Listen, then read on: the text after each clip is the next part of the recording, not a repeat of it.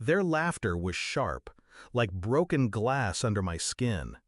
I stood in my own living room, wedding ring still heavy on my finger, staring at them.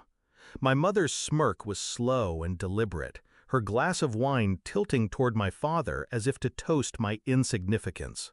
My father didn't even look at me, just swirled his drink. "We had better things to do," she said. No apology, no shame, just pride in her cruelty. I didn't cry, I didn't shout, I only nodded, and in that moment I made a silent vow. They'd never see me beg for their presence again. They'd see me make them irrelevant. Before all this, I still believed in them. Growing up, I thought my parents were pillars, hard but solid.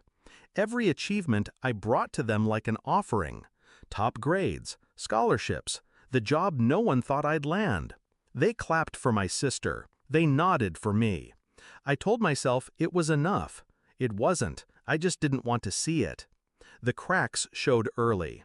Every birthday, they forgot mine but remembered hers weeks in advance. Every big moment of mine was overshadowed by her smallest success.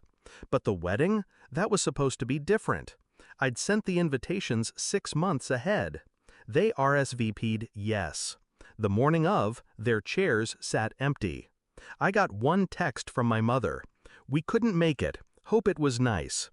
Hope it was nice. The truth hit me after that. It wasn't that they were busy. It wasn't that they forgot. It was that I didn't matter enough. And that is something I could change. I started planning quietly. I knew their weaknesses. They thrived on perception. How people saw them was their oxygen.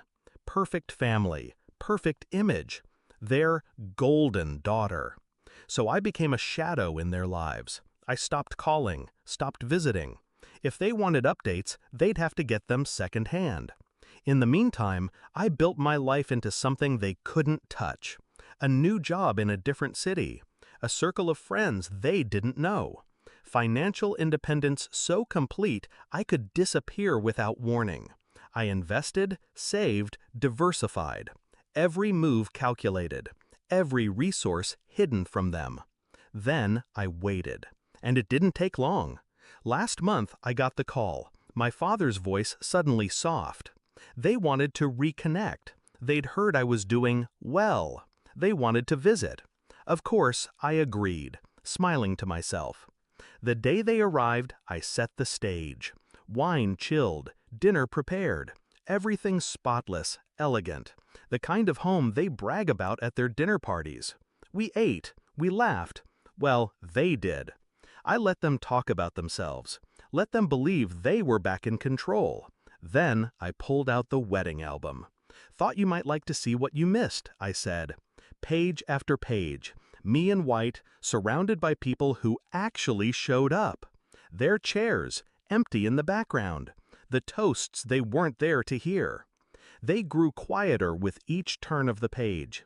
Then I told them. "I've updated my will." Pause. "Everything I own, every investment, every asset, goes to people who actually stood by me." My mother blinked. My father's jaw tightened. I leaned back. "Oh, and I've spoken to a few of your friends. They know why you weren't at my wedding. Some of them were surprised." The color drained from her face first. He followed. The silence was thick, choking. They wanted to speak, to explain, to backpedal, but I didn't give them the space. I stood. "Dinner's over." They left without finishing their wine. It's been 3 weeks. No calls, no texts. But I know the damage has been done. Their friends whisper. Their perfect image is cracking. And worst of all for them, they've realized I'm not a child they can dismiss. I'm a storm they didn't see coming. I don't need their apology. I don't need their love. I just needed them to understand. The moment they laughed at my pain, they stopped being my parents, and I stopped being theirs.